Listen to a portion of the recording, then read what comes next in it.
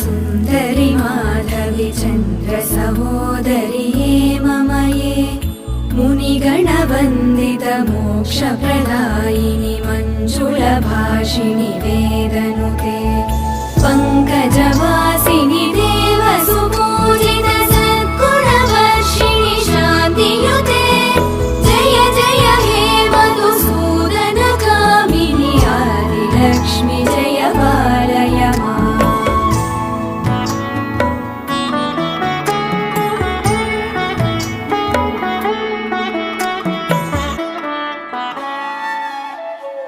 अयि कलिकल्मषनाशिनि कामिनि वैदिकरूपिणि वेदमये क्षीरसमुद्भव मङ्गलरूपिणि